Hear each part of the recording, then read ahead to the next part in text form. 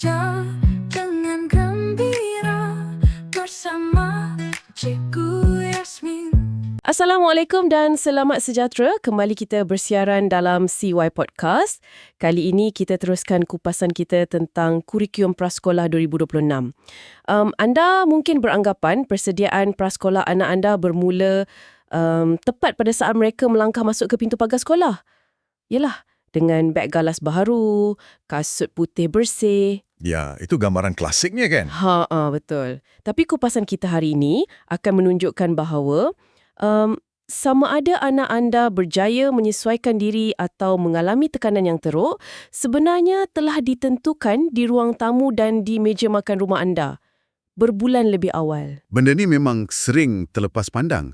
Bila kita bercakap tentang pendidikan awal, fokus masyarakat selalunya tertumpu kepada infrastruktur sekolah atau silibus. Nak belajar apa, buku apa, macam tu kan? Betul. Tetapi anjakan paradigma yang digariskan oleh Kementerian Pendidikan Malaysia sekarang, ia meletakkan beban persediaan itu kembali ke asasnya, iaitu ekosistem di rumah. Bila kita sebut sahaja perkataan prasekolah ni kan, fikiran kita selalunya akan terus melayang ke memori zaman kanak-kanak kita sendiri. Nostalgia tu memang sangat kuat. Anda mungkin teringat detik beratur panjang di tepi longkang, beramai-ramai pegang cawan plastik hijau tu. Oh ya, dan memberus gigi dengan kawan-kawan. Saya ingat momen tu. Ya, atau momen berdiri di hadapan kelas, terketa-keta tapi teruja menyanyi lagu Bapaku Pulang Dari Kota.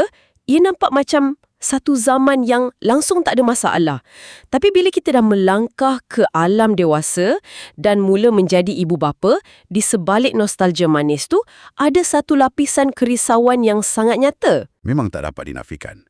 Pagi hari pertama persekolahan tu selalunya diwarnai dengan drama. Sekolah ni adalah tentang persediaan akademik. Boleh tak anak aku baca ABC? Boleh tak dikira sampai 10? Oh, faham. Padahal alam prasekolah ni sebenarnya adalah tentang ujian ketahanan emosi dan keupayaan untuk beradaptasi kan? Tepat sekali. Sebelum otak seorang kanak-kanak boleh memproses huruf dan nombor di dalam kelas, mereka memerlukan satu asas regulasi emosi yang sangat mantap. Dan asas ini tidak boleh dibina secara tiba-tiba pada hari Isnin, minggu pertama persekolahan. Baiti Ahmad.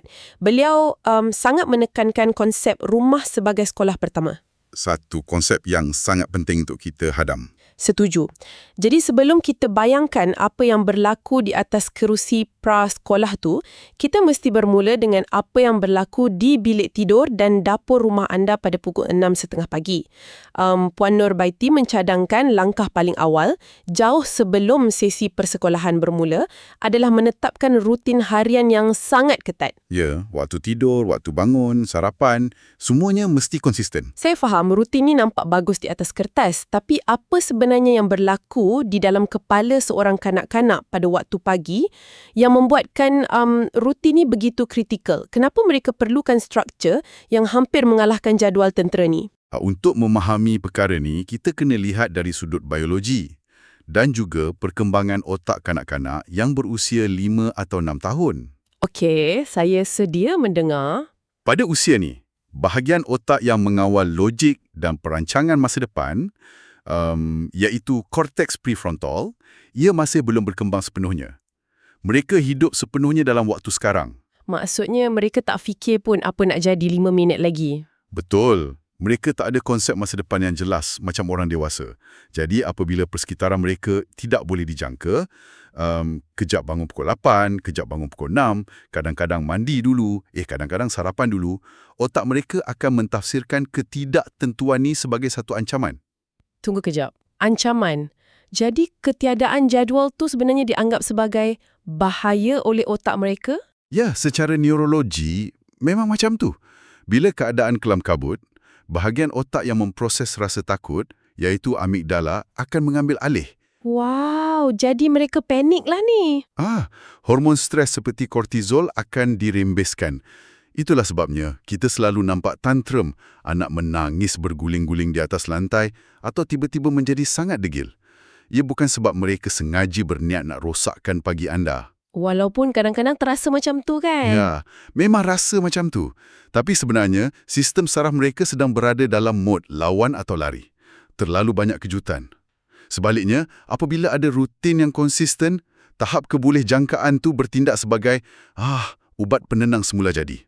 Mereka tahu selepas gosok gigi mesti sarapan. Tiada kejutan. Tepat. Tiada kejutan bermaksud tiada lonjakan kortizol. Mereka rasa selamat. Saya selalu bayangkan rutin anak-anak ni macam kalender di telefon pintar orang dewasa lah kan. Analogi yang menarik. Teruskan. Bayangkan anda bangun pagi, buka aplikasi kalender kat telefon dan tiba-tiba semua jadual mesyuarat anda hari itu dipadam, diubah tempat atau ada mesyuarat baharu dimasukkan tanpa notis. Anda sendiri akan rasa cemas, panik dan kelam kabut kan? Jantung mesti berdegup laju. Oh, itu mimpi nengari bagi mana-mana orang dewasa. Kan, kalau kita yang ada korteks prefrontal yang matang ni pun boleh koyak bila jadual berterabur, ini kan pula kanak-kanak prasekolah. Analogi kalender tu sangat tepat. Rutin sebenarnya membuang beban kognitif daripada bahu mereka. Apabila mereka masuk ke prasekolah dengan emosi yang sudah stabil dari rumah, mereka mempunyai kapasiti mental yang cukup. Kapasiti untuk belajar benda baharu di sekolah. Ya, mereka boleh fokus untuk berkawan dan mendengar arahan guru, bukannya sibuk menenangkan sistem saraf mereka yang sedang panik. Okey, jadi kalau tahap kebolehjangkaan ni yang menurunkan paras stres mereka, saya nampak halangan seterusnya adalah tindakan fizikal. Kita dah ada anak yang tenang, tapi anak yang tenang ni masih perlu bersiap kan? Ini masuk bahagian kemahiran urus diri. Puan Nurbaiti ada menyentuh tentang perkara ni. Perkara asas macam menggunakan tandas, mencuci tangan dan memakai kasut serta stoking sendiri. Ya, dan malah untuk masuk ke prasekolah, ada harapan yang jelas supaya kanak-kanak ni sudah bebas sepenuhnya daripada memakai lampin. Betul. Mengurus keperluan fisiologi sendiri adalah sempadan pertama kebebasan pribadi. Di prasekolah, nisbah guru kepada murid tu mungkin seorang guru untuk 25 orang murid. Ramai tu. Guru memang takkan menang tangan. Tepat sekali. Guru tidak mempunyai kapasiti fizikal untuk menguruskan keperluan ketandas setiap kanak-kanak secara individu sepanjang masa. Kemahiran ni memastikan kelangsungan hidup asas mereka terjamin. Tapi saya nak cabar sedikit pandangan ni dari realiti ibu bapa moden. Silakan. Pagi hari adalah waktu yang sangat kritikal. Jalan raya sesak, ibu bapa kena kejar masa nak sampai ke pejabat. Secara jujurnya, jauh lebih pantas kalau ibu bapa sahaja yang sarungkan stoking tu kat kaki anak. Tarik, sarung, masuk kasut. Siap dalam 10 saat. Ya, dari segi kecekapan memang laju. Kan? Kenapa saya perlu berdiri di tepi pintu selama 10 minit, melihat anak saya bergelut, terbalikkan stoking, menangis sikit sebab tak muat, semata-mata atas alasan latihan keberdikarian. Bukankah itu menyeksa diri sendiri dan anak tu juga? Saya faham dilema tu. Dari sudut kecekapan masa pada pagi tersebut, anda memang betul. Ia menjimatkan masa anda 10 minit. Tetapi, kos jangka panjangnya sangat tinggi. Kos jangka panjang maksudnya? Pergelutan 10 minit dengan stoking tu sebenarnya bukan tentang stoking. Ia adalah pembinaan litar saraf untuk motivasi dalaman dan otonomi. Oh, wow. Ya, apabila seorang kanak-kanak bergelut dengan sesuatu masalah fizikal dan ibu bapa sentiasa merampas tugas tu dari tangan mereka dengan niat nak cepat, mesej bawah sedar yang diterima oleh otak kanak-kanak tu sangat negatif. Mesej macam, kau tak pandai buat, biar aku buat. Tepat. Mesejnya ialah, saya tak mampu buat ini sendiri, saya perlukan orang dewasa untuk selamatkan saya. Itu sangat mendalam. Jadi niat kita nak tolong tu sebenarnya mematikan keyakinan mereka pelan-pelan. Betul. Sebaliknya, bayangkan apa yang berlaku apabila anda biarkan mereka bergelut sedikit. Anda beri panduan lisan macam, cuba pusingkan tumit tu ke bawah sikit. Dan akhirnya mereka berjaya menyarung kasut mereka sendiri. Mesti mereka gembira sangat kan bila berjaya? Ya, otak mereka akan merembeskan dopamin, iaitu bahan kimia yang dikaitkan dengan ganjaran dan kejayaan. Mereka akan rasa satu lonjakan kebanggaan. Saya boleh lakukannya. Keyakinan intrinsik inilah yang akan mereka bawa ke dalam kelas. Jadi bila cikgu bagi tugasan yang susah kat sekolah nanti, mereka tak mudah putus asa. Betul. Seperti melukis bentuk baharu atau memegang gunting, kanak-kanak yang biasa menakluk cabaran stoking di rumah tidak akan mudah menyerah kalah. Mereka sudah biasa dengan proses bergelut sebelum berjaya. Maksudnya, kejayaan menyarungkan kasut di rumah hari ini adalah macam proksi kepada daya tahan mental mereka apabila belajar membaca di tahun 1 nanti. Sangat menarik. Ia sentiasa berkait. Pembangunan fizikal dan emosi itu berjalan seiring. Dan bercakap tentang daya tahan mental, kita tak boleh lari dari topik rangsangan minda. Bila kita sebut persediaan kognitif sebelum masuk prasekolah, kan? Saya perasan ramai ibu bapa yang terus terfikir tentang kad imbas, buku kerja tebal atau mengantar anak ke kelas tuition seawal usia 4 tahun. Oh, itu senario yang sangat biasa kita dengar sekarang. Tiba-tiba ruang tamu berubah jadi pusat tuition yang tegang. Tetapi maklumat daripada pihak kementerian menyatakan sebaliknya. Rangsangan minda yang paling berkesan sebenarnya berlaku secara tersembunyi. Tersembunyi melalui tugasan harian biasa di rumah, ya. Inilah kesilapan biasa yang sering berlaku. Kita cuba memaksa sistem pembelajaran kanak-kanak yang lebih besar ke atas budak prasekolah. Kenapa benda tu tak berkesan untuk budak umur 4 atau 5 tahun ni? Pada usia ini, mereka tidak belajar secara optimum melalui konsep abstrak seperti menghafal simbol nombor atau huruf di atas kertas. Mereka memerlukan pembelajaran berbentuk sensori. Sensori maksudnya guna deria sentuhan dan penglihatan secara fizikal. Betul. Mereka perlu sentuh, pegang, rasa berat dan perhatikan corak dalam dunia fizikal. Baru otak mereka dapat memproses maklumat itu dengan berkesan. Puan Norbaiti ada beri contoh yang saya rasa sangat praktikal. Beliau mencadangkan ibu bapa melibatkan anak semasa bersarapan atau mengemas meja makan. Contohnya, minta anak susun pinggan. Pinggan besar di bawah, pinggan kecil di atas. Ya, satu aktiviti yang sangat ringkas tapi padat dengan pembelajaran. Kan? Atau minta mereka asingkan sudu dan garfu. Atau susun cawan mengikut warna merah dan biru. Bagi saya, ini adalah satu penemuan yang sangat melegakan untuk para pendengar kita. Ibu bapa tak perlu pun berbelanja ratusan ringgit untuk beli alat bantu mengajar yang canggih. Ya, tak perlu pun. Meja makan, sinki dan bakul kain cucian di rumah kita tu sebenarnya dah cukup untuk jadi makmal kognitif yang paling berkuasa. Dan jika kita teliti mekanisme di sebalik aktiviti ini, ia sebenarnya adalah asas kepada pemikiran matematik dan sains. Apabila anak anda menyusun pinggan besar di bawah dan kecil di atas, mereka sedang mempraktikkan konsep seriasi. Seriasi tu macam susunan mengikut saiz lah, ya? Tepat. Apabila mereka meletakkan satu sudu di sebelah setiap satu pinggan, mereka sedang belajar konsep padanan satu ke satu, yang mana merupakan asas kepada operasi mengira. Mengasingkan baju kotor mengikut warna, itu adalah pengecaman corak dan klasifikasi awal. Jadi, matematik sedang berlaku tanpa mereka sedar pun ada perkataan matematik dalam proses tu. Itulah keindahannya. Kerana ia dilakukan dalam konteks membantu ibu di dapur, ia membuang sama sekali tekanan prestasi itu. Kanak-kanak tidak merasa mereka sedang diuji. Jadi, mereka tidak rasa takut untuk buat silap lah kan? Betul. Sambungan sinaps dalam otak mereka terbentuk jauh lebih kuat.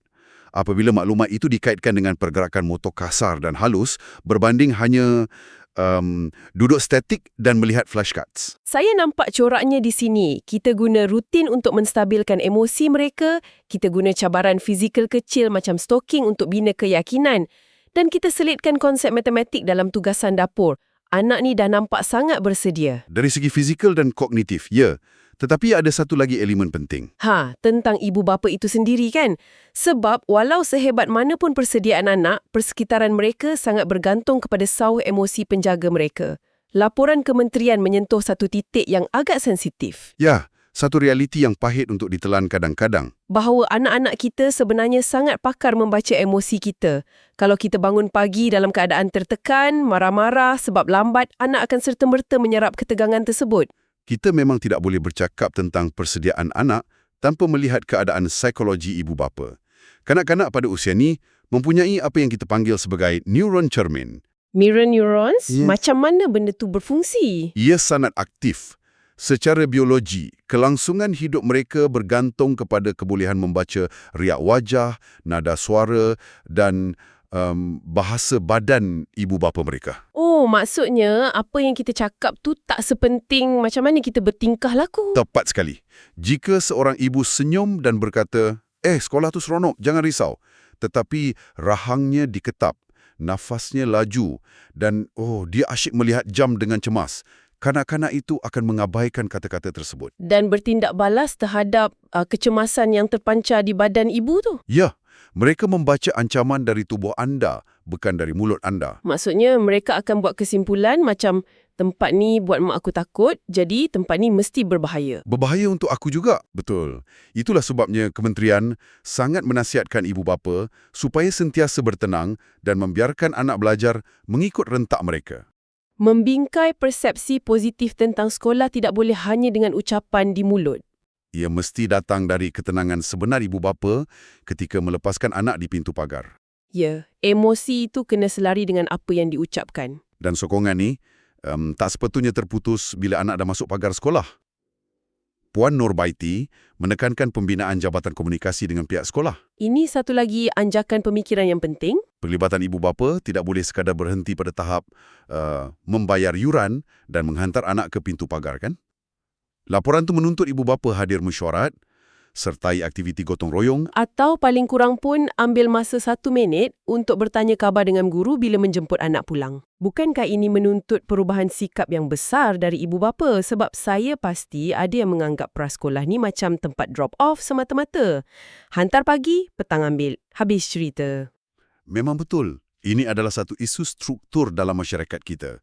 Terlalu lama wujud persepsi bahawa pendidikan formal ni adalah satu bentuk penyumberan luar. Atau outsourcing. Macam hantar kereta pergi bengkel. Awak bayar, mekanik uruskan. Perumpamaan yang tepat tapi salah untuk digunakan pada anak-anak. Konsep outsourcing ni sama sekali tidak terpakai dalam perkembangan awal kanak-kanak. Anda bayar wang, hantar ke institusi dan harap guru hasilkan magic. Tapi wakil KPM menegaskan bahawa penglibatan ibu bapa adalah satu kewajiban. Ya, bukan pilihan. Jika sekolah mengajar anak untuk makan sendiri, buang sampah dalam tong, membasuh tangan. Tetapi apabila balik ke rumah, anak tersebut dilayan seperti raja. Semua benda dia suap, semua benda pembantu rumah atau ibu bapa tolong buatkan. Betul. Jika itu berlaku, apa agaknya impak pada anak tu? Akan wujud pertembungan budaya yang sangat mengelirukan lah kan. Sekejap kena berdikari, sekejap tak payah. Konflik kognitif akan berlaku. Anak akan mula memanipulasi situasi. Mereka akan berdikari di sekolah, tetapi sengaja jadi manja di rumah sebab tahu mereka boleh terlepas. Oh, itu bahaya. Jadi, jambatan komunikasi yang kuat antara guru dan ibu bapa ni memastikan terdapat kesinambungan. Ya, kesinambungan peraturan dan jangkaan. Apabila guru merasa dihargai dan ibu bapa faham apa yang sedang diajar di sekolah, mereka menjadi satu pasukan yang ampuh. Kerjasama dua hala inilah yang sebenarnya memaksimumkan potensi tersembunyi seorang kanak-kanak. Secara ringkasnya, proses pendaftaran prasekolah ni sebenarnya bukan sekadar mendaftarkan anak. Tetapi anda sebagai ibu bapa juga secara rasminya mendaftarkan diri untuk menjadi pelajar dalam fasa kehidupan baharu ini. Anda juga sedang membesar dan belajar beradaptasi bersama-sama anak anda. Satu kesimpulan yang sangat benas. Baiklah, kita telah menggali dengan mendalam intipati daripada perkongsian sumber KPM ini menjelang pelaksanaan kurikulum prasekolah 2026. Kerangka persediaannya menuntut satu rombakan ekosistem yang bermula secara total dari rumah. Dan ingat, ia sentiasa bermula dengan rutin. Betul. Ia menggariskan bahawa kestabilan emosi melalui rutin harian tanpa kejutan adalah kunci pertama. Dari situ, kita perlu memberi ruang kepada anak untuk bergelut dengan tugasan fizikal kecil bagi melahirkan keyakinan diri. Biar mereka pakai stoking sendiri walaupun lambat. Ya, kita merangsang otak mereka dengan cara membenarkan mereka membantu tugasan dapur secara sensori. Dan di peringkat makro, kejayaan semua ini ditunjangi oleh kestabilan emosi ibu bapa sendiri dan kesediaan mereka untuk menjadi rakan kongsi sebenar kepada pihak sekolah. Semuanya berbalik kepada peranan kita sebagai orang dewasa di sekeliling mereka. Dan jika kita merenung kembali ke semua elemen ini, saya rasakan ada satu persoalan yang sangat berat yang terbit daripada perbincangan kita. Apa persoalannya tu? Jika anak-anak prasekolah ini secara biologinya direka untuk bertindak sebagai cermin yang menyerap dan memantulkan tahap regulasi emosi ibu bapa mereka setiap masa, apakah pengajaran sebenar yang kita sedang tunjukkan kepada lita saraf mereka setiap kali kita kelam kabut, hilang sabar dan menengking pada awal pagi sebelum kita bergegas ke tempat kerja? Itu satu persoalan yang benar-benar menjentik kesedaran. Sesuatu yang pasti akan membuatkan anda di luar sana menarik nafas panjang dan berfikir dua kali apabila berhadapan dengan drama pagi esok. Terima kasih kepada anda kerana sudi menemani kami dalam kupasan sumber ini. Kami harap perbincangan ini bukan sahaja membantu anda memahami teori persediaan prasekolah, tetapi memberikan anda alat praktikal untuk mengubah suasana pagi di rumah anda, supaya apabila tiba masanya untuk mereka berdiri di hadapan kelas menyanyikan lagu pertama mereka, mereka melakukannya tanpa rasa takut. Teruskan meneroka, teruskan bersabar dan jumpa lagi dalam kupasan mendalam yang seterusnya.